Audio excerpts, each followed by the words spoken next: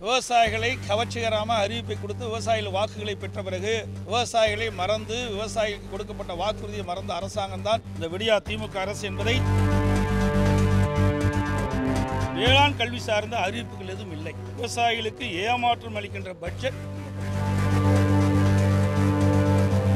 இந்த ஆட்சி பொறுப்பேற்று 3 ஆண்டு காலமாக பயிர் காப்பீட்டு திட்டத்தில் சேர்க்கப்படுவதில்லை. மேகதாது பற்றி எதுவுமே குறிப்பிடல. இது மிக மிக முக்கியமான திட்டம். ஏன்னா அண்டை மாநிலத்தை நம்பித்தான், நம்ம நீருக்கு அண்டை மாநிலத்தை நம்பித்தான் இருக்கிறோம். கோதாவரி காவிரி இணைப்பு திட்டத்தை நிறைவேற்றப்பட்டு விட்டால் இந்த நீர் பிரச்சனை நமக்கு இருக்காது. ஆனால் இந்த அரசு அதுக்கு உரிய முயற்சி எடுக்கல. இதனுடைய அறிவிப்பு என்ன?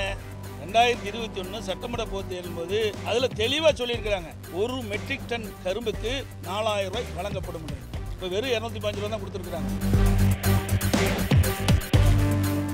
பல்வேறு துறைகள் ஒன்றாக சேர்த்து, அதாவது ஊரக வளர்ச்சித்துறை, வனத்துறை, பட்டு வளர்ச்சித்துறை, கால்நடைத்துறை, பால்வளத்துறை, கூட்டுறவுத்துறை, மீன்வளத்துறை, வருவாய்த்துறை, தொழில்துறை, எரிசக்தித்துறை போன்ற பல துறைகள் வேளாண் துறைகளாக ஒதுக்கப்பட்டுள்ள நிதியினை ஒன்றிணைத்து வேளாண் துறைக்கென தனியாக நிதிநிலை அறிக்கை படித்ததை தவிர வேளாண்மைக்கும் விவசாயிகளுக்கும் கூடுதல் நிதி ஒதுக்கீடோ புதிய திட்டங்களோ எதுவும் இல்லை.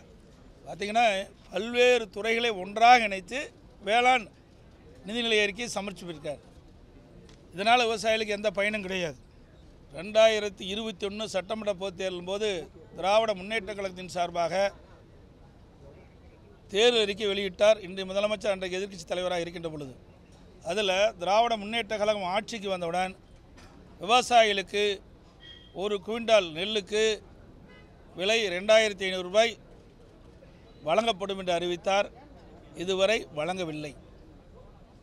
அதேபோல் 1 டன் மெட்ரிக் டன் கரும்புக்கு விவசாயிகள் உற்பத்தி செய்யப்படுகின்ற 1 மெட்ரிக் டன்னுக்கு ஆதார விலையாக 4000 ரூபாய் வழங்கப்படும் என்று அறிவித்தார்கள்.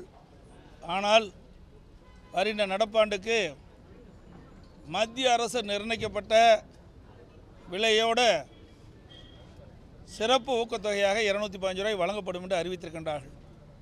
அதே தேர்தல் நடக்கின்ற பொழுது விவசாயிகளை கவர்ச்சிகரமாக அறிவிப்பை கொடுத்து விவசாயிகள் வாக்குகளை பெற்ற பிறகு ஆட்சிக்கு வந்த பிறகு விவசாயிகளை மறந்து விவசாயிகளுக்கு கொடுக்கப்பட்ட வாக்குறுதியை மறந்த அரசாங்கம் தான் இந்த விடியா திமுக அரசு என்பதை இன்றைக்கு விவசாயிகள் புரிந்து கொண்டிருக்கிறார்கள். அதேபோல் டெல்டா மாவட்டத்தில் 2023ஆம் ஆண்டு, போன ஆண்டு, அதாவது 24, 23, 24 குறுவை சாகுபடிக்காக தண்ணீர் திறந்து விடப்பட்டு முழுமையாக தண்ணீர் இல்லாத காரணத்தினால் சுமார் டெல்டா மாவட்டங்களில் 3.50 லட்சம் ஏக்கர் நிலம் தண்ணீர் இல்லாமல் வறண்டு காய்ந்து சேதமடைந்துள்ளது. இந்த குறுவை சாகுபடிக்கு இந்த விடியா திமுக அரசு பயிர் காப்பீட்டு திட்டத்தில் இடம்பெறாத காரணத்தினால் இந்த 3 லட்சம் ஏக்கர் குறுவை சாகுபடி செய்த விவசாயிகளுக்கு பயிர் காப்பீட்டு திட்டத்தின் மூலமாக இழப்பீட்டுத் தொகை கிடைக்கவில்லை. அந்த தொகையை இந்த அரசு கொடுக்க வேண்டும் என்று நான் அறிக்கையின் வாயிலாக, ஊடகத்தின் வாயிலாக, சட்டமன்றத்திலும் நான் விவசாயிகள் சார்பாக அந்த கருத்தை எடுத்து வைத்தேன். ஆனால் இந்த பட்ஜெட்டிலும் நிதிநிலை அறிக்கையிலும் அதை குறிப்பிடவில்லை. வேளாண் நிதிநிலை அறிக்கையிலும் விவசாயிகள், டெல்டா மாவட்டத்தில் பாதிக்கப்பட்ட விவசாயிகளுக்கு, குறுவை சாகுபடி செய்த விவசாயிகளுக்கு எந்த இழப்பீட்டுத் தொகையும் அறிவிக்கப்படவில்லை. இது மிக வேதனைக்கு உரியது. இனி இந்த ஆட்சி பொறுப்பேற்று 3 ஆண்டு காலமாக குறுவை சாகுபடிக்கு பயிர் காப்பீட்டு திட்டத்தில் சேர்க்கப்படுவதில்லை. இதனால் விவசாயிகள் கடும் பாதிப்புக்குள்ளாயிருக்கிறார்கள்.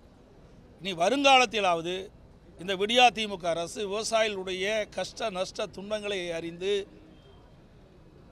இப்படி இயற்கை சீற்றத்தினால் விவசாயிகள் பாதிக்கப்படுகின்ற பொழுது பயிர் காப்பீட்டு திட்டத்தில் அவர்களை சேர்க்கப்பட்டு உரிய முறையில் இழப்பீட்டுத் தொகை பெற்றுத் தருவதற்கு இனி வருங்காலத்தில்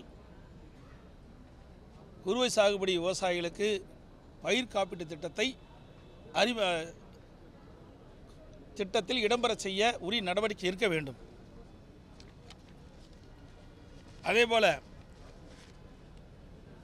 மழையிலும் நிலத்தடி நீரை பயன்படுத்தி டெல்டா மாவட்ட விவசாயிகள் சம்பா, தாளடி போன்ற பயிர் சாகுபடி செய்தார்கள். இந்த ஆண்டு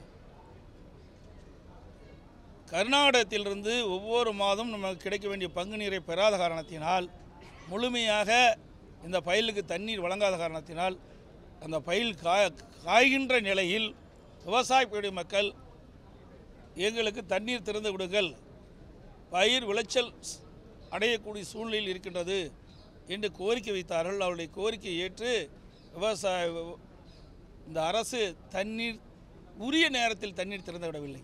காலம் தாழ்த்தி தண்ணீரை திறந்து விட்ட காரணத்தினால் அந்த தண்ணீரும் பயனில்லாமல் போய்விட்டது.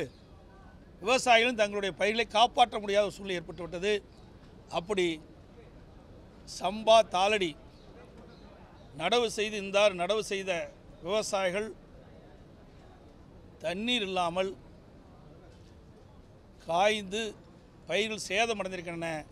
இதை முழுமையாக இந்த அரசு வேளாண் துறை அதிகாரிகள், வருவாய்த்துறை அதிகாரிகளை வைத்து கணக்கிட்டு சம்பா, தாளடி பயிர் செய்த பாதிக்கப்பட்ட அனைத்து விவசாயிகளுக்கும் நிவாரணம் வழங்க வேண்டும்.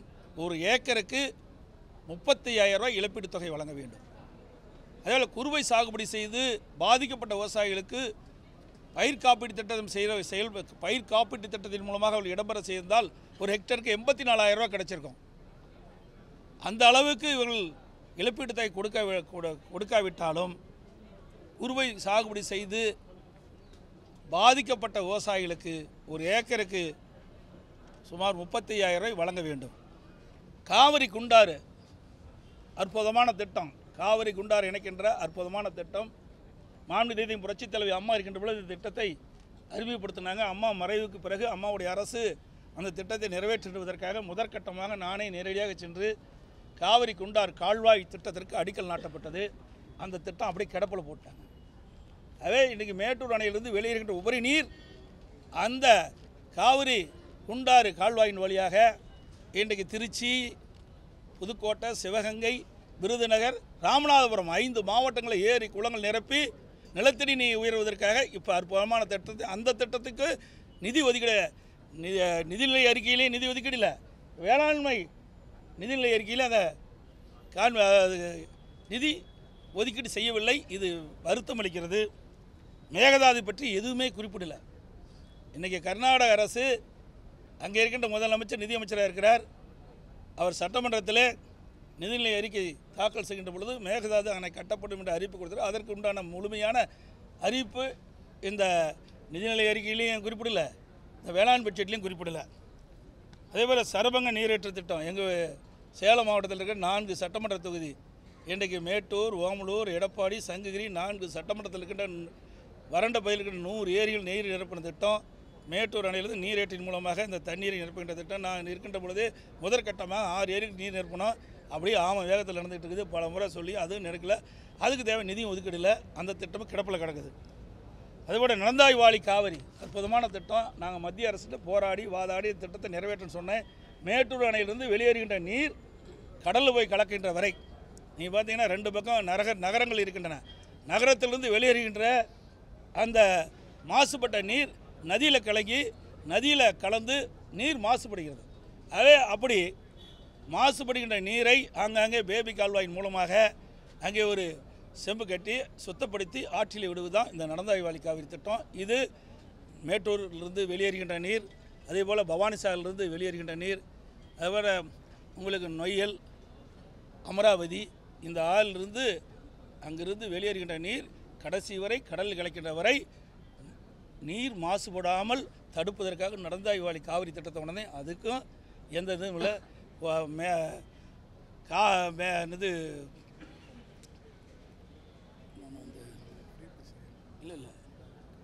இப்படி பிரதான திட்டம் கோதாவரி காவிரி இணைப்பு. அந்த இணைப்புக்கும் எந்தவித நிதி அதாவது எந்தவித அறிவிப்பு இது இடம்பெறல. இது மிக மிக முக்கியமான திட்டம். ஏன்னா அண்டை மாநிலத்தை நம்பித்தான், நம்ம நீருக்கு அண்டை மாநிலத்தை நம்பித்தான் இருக்கிறோம். கோதாவரி காவிரி இணைப்பு திட்டத்தை நிறைவேற்றப்பட்டு விட்டால் இந்த நீர் பிரச்சனை நமக்கு இருக்காது. குடியிருக்கு பிரச்சனை இருக்காது, விவசாயத்துக்கு நீர் பிரச்சனை இருக்காது. இதைத்தான் அதிமுக அரசு இருக்கின்ற பொழுது கடும் முயற்சி செய்து பிரதமர் வரை கொண்டு போய் அந்த திட்டம் அதாவது நாடாளுமன்றத்தில் கூட்டத்தில் இதை வெளியிட்டாங்க. மேதகு ஜனாதிபதி அவர்கள் வெளியிட்டார்கள். ஆனால் இந்த அரசு அதுக்கு உரிய முயற்சி எடுக்கலை. அதே நமக்கு கிடைக்க வேண்டிய நீர் கிடைக்கவில்லை. இந்த அரசு செயல்படாத அரசு என்பதற்கு இதுவே ஒரு உதாரணம். அதே சிறு குறு விவசாயிகளுக்கு எந்த திட்டமும் அறிவிக்கலை. கிராமப்புறத்தில் முக்கியத்துவம் அளிக்க இந்த வேளாண் நிதி அறிக்கையில் கிராமத்திற்கு முக்கியத்துவம் அளிக்கலை. ஏன்னா கிராமத்திலேருந்து நகரத்தை நோக்கி வந்துட்டு இருக்கிறாங்க. அதே கிராமத்திலே வேளாண்மை சேர்ந்த வளர்ச்சி பணிகள் அங்கே ஈடுபடுத்தினா இன்னைக்கு கிராமத்திலிருந்து நகரத்துக்கு வருகின்றவர்கள் தடுக்கப்படும். ஆகவே இந்த பட்ஜெட்டை பொறுத்த வரைக்கும் பாட்டுண்டு விவசாயிகளுக்கு பயனில்லை. விவசாயிகள் படும் பாட்டுக்கு திட்டம் எதுவும் இல்லை. வேளாண் கல்வி சார்ந்த அறிவிப்புகள் எதுவும் இல்லை. விவசாயிகளுக்கு ஏமாற்றம் அளிக்கின்ற பட்ஜெட் இந்த பட்ஜெட். ஆனாலும் இந்த பயிர்க்கடன் கொடுக்கறதுலாம் போன ஆண்டை விட இந்த ஆண்டுக்கு கடன் தானே அதிகமாக கொடுக்குறாங்க. கடன் கொடுக்கறதுக்கு என்ன இருக்குது? அதனால் விவசாயிகள் மீண்டும் கடன் திருப்பித்தானே செலுத்த வேணும். அதே கடன் நாளுக்கு நாள் இன்றைக்கு இடுபொருளுடைய விலை ஏறிட்டுது. அதாவது விவசாயிகள் பயிரிடுகின்ற பொழுது அதனுடைய இடுபொருள் செலவுகள் அதிகமாகிடுது. அதுக்கு தகுந்த மாதிரி கடன் அதிகரித்து கொடுக்குறாங்க. அவ்வளோ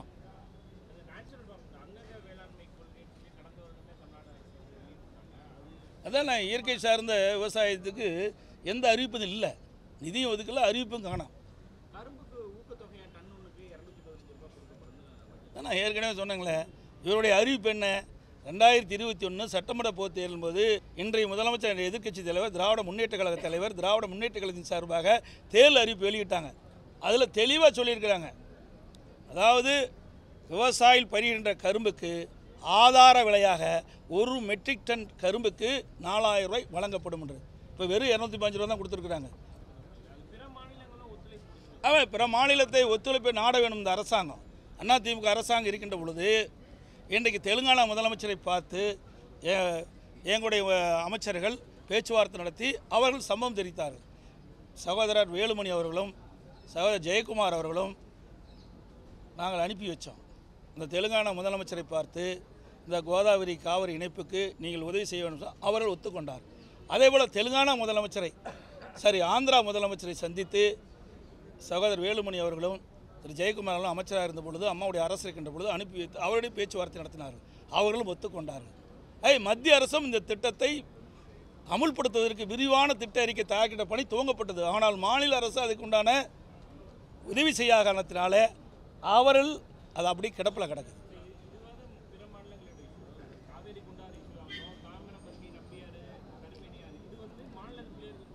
ஆமாம், கருமேனி நம்பியாரை பொறுத்தல கூட அதிமுக அரசு இருக்கின்ற பொழுது இவங்களை அறிவித்தாங்க. ஆனால் நிலம் எடுக்காத விட்டுட்டாங்க. ஃபேஸ் 1, 2, 3, 4 4 எடுத்தாங்க. 1, 2 அதிமுக ஆட்சி முடிச்சுது. 3வது நாங்கள் முடிச்சிட்டோம். 4வதுக்கு நில எடுப்பு பணி நடந்துகிட்டு இருக்குது. இப்போ இந்த அரசு போய் முடித்து இன்றைக்கு இந்த கனமழை இன்றைக்கி பார்த்திங்கன்னா தென் மாவட்டத்தில் கனமழை பெஞ்சுது அண்மையில். அதில் இன்றைக்கி சோதனை ஓட்டம் ஓட்டினாங்க. சோதனை ஓட்டம் சரியான முறையில்னால நிறைய உடைப்பு ஏற்பட்டுது, நிறைய சேதாரம் ஏற்பட்டுது.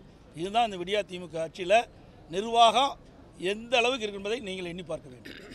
அனைவருக்கும் வணக்கம், நன்றி.